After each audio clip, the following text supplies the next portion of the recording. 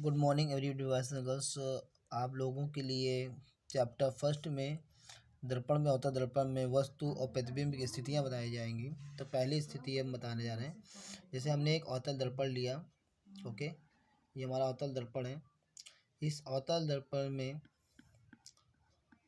हमने वस्तु ये मुख्य ध्रुव दर्पण के मध्य बिंदु ध्रुव से पी से एक रेखा गई है, जिस रेखा मुख्य अक्ष को गई है। तो मुख्य अक्ष गई, यहाँ पर हमारा बिंदु F होता है, यहाँ पर C होता है। इसे फोकस दूरी फोकस बिंदु बोलते हैं। इसे वक्रता केंद्र बोलते हैं। यहाँ पर हमारा अनंत है, जहाँ इन्फिनिटी होता है, इसे मुख्य अक्ष बोलते हैं। पहला हमारा है कि अगर वस्तु आपका अनंत पर रखी हुई वस्तु है, अनंत पर वस्तु रखी हुई है, तो यदि अनंत पे वस्तु रखी हुई है तो इसकी जो रेखा जाएगी, किरण जा रही है और ये दर्पण से टकराएगी, तो टकराते हुए आपकी कहाँ पे मिलेगी,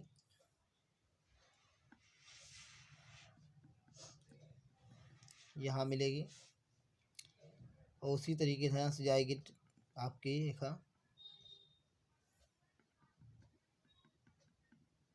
और ये मिलेगी। तो ये जैसे आपके अनंत पर कोई वस्तु रखी है और वहाँ से टकराती हुई जाएगी, तो उसका जो प्रतिबिंब बनेगा वो वस्तु से छोटा बनेगा। पहला पॉइंट, वस्तु से क्या हो जाएगा, वस्तु से बहुत छोटा होगा, बहुत छोटा होगा प्रतिबिंब। दूसरा पॉइंट, उल्टा होगा और वास्तविक होगा। तीसरा पॉइंट इसका, प्रतिबिंब की स्थिति फोकस पे होगी, फोकस बिंदु पर होगी। ओके, नेक्स्ट क्वेश्चन है, नेक्स्ट इसमें सेकंड पॉइंट है कि जिस अवतल दर्पण ने लिया और अवतल दर्पण में ध्रुव P है, जिससे मुख्य अक्ष की लाइन गई है। यहाँ पर F है, मतलब फोकस बिंदु है।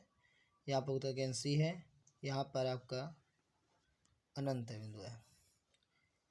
अब के हमने वस्तु को लिया है कि यदि वस्तु अनंत और उत्तर केंद्र के मध्य रखी हुई हो, वस्तु अनंत और उत्तर केंद्र के मध्य रखी हो, तो उसका प्रतिबिंब कैसे बनेगा, ये आप बहुत से बच्चों को मालूम नहीं होता है।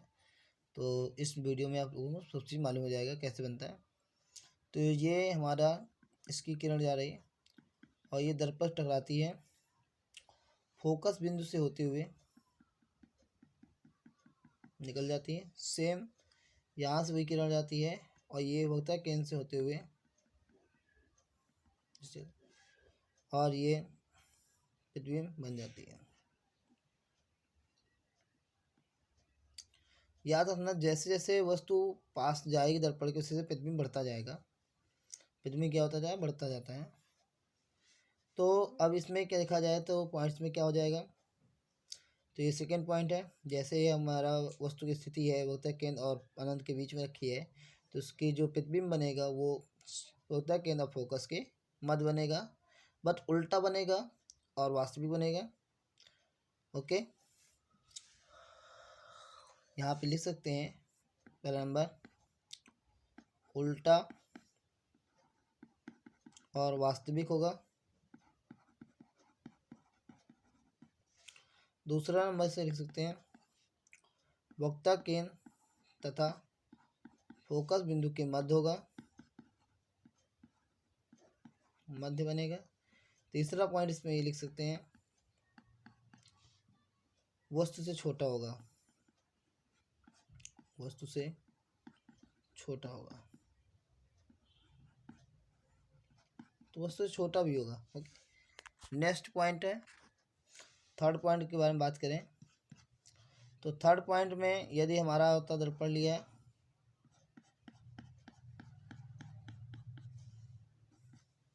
ध्रुव P है हमारा,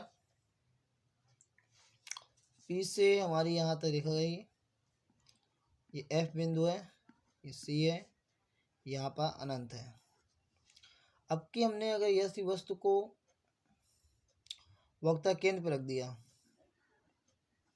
तो वक्ता केंद्र पर वस्तु रखी हुई है, तो यहाँ से किरण जाएगी, टकराएगी दर्पण से, फोकस बिंदु से होते हुए सेम कंडीशन में फिर किरण जाएगी,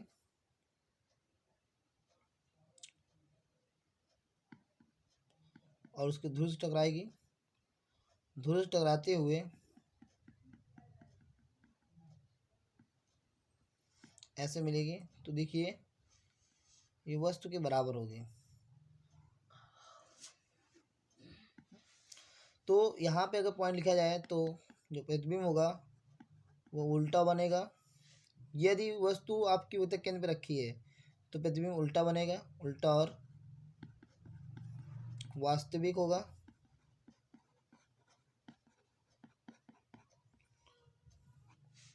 सेकेंड पॉइंट है वक्ता केंद्र पर सी पर बनेगा, मतलब केंद्र वक्ता केंद्र पर बनेगा। थर्ड पॉइंट है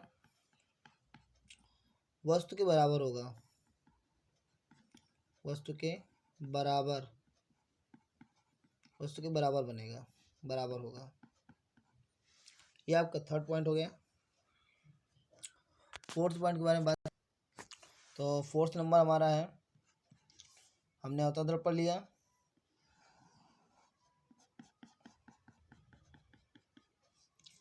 ये बिंदु P है जिससे रेखा आपकी गई, ये F है मतलब फोकल बिंदु है, ये C है उत्तक केंद्र, यहाँ पर आपका अनंत बिंदु है। अब की वस्तु को हम और भी आगे बढ़ा देते हैं। यदि वस्तु को हमने वक्ता केंद्र और फोकस बिंदु के मध्य रख दी, तो जैसे रखी तो ये हमारी कहाँ बनेगी, देखिए इस तक जाएगी किरण और ये फोकस बिंदु से टकराती हुई आगे निकल जाएगी। सेम कंडीशन ये भी ऐसे, मतलब यहाँ से होके जाएगी, यहाँ से टकराएगी, टकराते हुए उसी किरण जैसे जाएगी ऐसे जाएगी, तो फिर इसी टकराते हुए वापस आएगी और ये यहाँ से जाती हुई, यहाँ से जाती हुई यहाँ पे मिल जाएगी, तो ये बनेगी यहाँ पर। तो अब की प्रतिबिंब देखो, आप देख दो जैसे जैसे वस्तु पास जा रही है उससे प्रतिबिंब बढ़ता जा रहा है। जिसका पहला पॉइंट जो होगा उल्टा और वास्तविक बनेगा,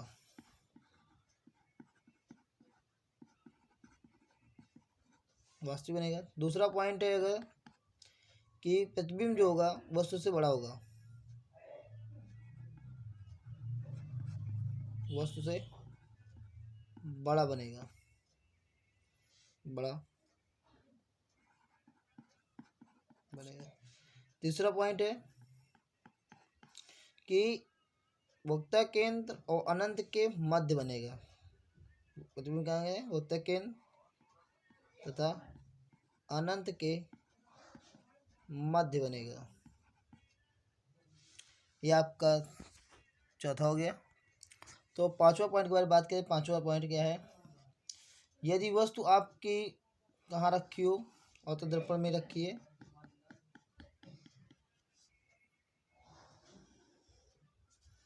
यहाँ पर F है, यहाँ पर C है, यहाँ पर अनंत दूरी है। अब की वस्तु को हम उस बार कहाँ रखे थे, आपके फोकस दूरी और केंद्र के मध्य रखे थे। अब की वस्तु को हम रखते हैं कि फोकस पर रखते हैं, तो फोकस बिंदु पर वस्तु रखी है। इसका प्रतिबिंब देखते कहाँ बनता है, तो इसका वस्तु यहाँ से जाते हुए फोकस की दूरी के बिंदु से टकराते हुए निकल जाएगी। सेम कंडीशन ये भी होगा, इसे ये भी यहाँ से जाएगी ऐसे हुई और यहाँ से इसी माध्यम वापस आएगी और वक्ता कैसे होते हुए सीधे निकल जाएगी। जब दो लाइनें समांतर जाती हैं तो इसका मतलब ये कहाँ पे कटान बिंदु बनेगा, अनंत पर। कोई सीमा नहीं कहाँ मिल जाए, ये वहीं पर ये अनंत पर वस्तु बन जाएगी। तो इसका पॉइंट जो पांचवा पॉइंट है कि कह रहा है अगर फोकस पे बनेगा तो फोकस पे अगर वस्तु रखी है तो उसका जो प्रतिबिंब होगा वो अनंत पर बनेगा। प्रतिबिंब कहाँ बनेगा? अनंत पर बनेगा। तो पहली बात ये उल्टा बनेगा और वास्तविक रहेगा। दूसरा पॉइंट, ये आपका वस्तु से बड़ा होगा। वस्तु से क्या होगा?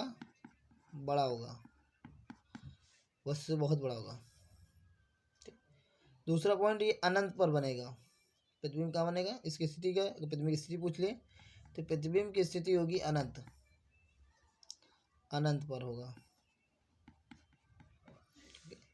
नेक्स्ट क्वेश्चन के बारे में बात करें। नेक्स्ट पॉइंट है छठवां पॉइंट कि हमने अवतल दर्पण में ही यदि वस्तु को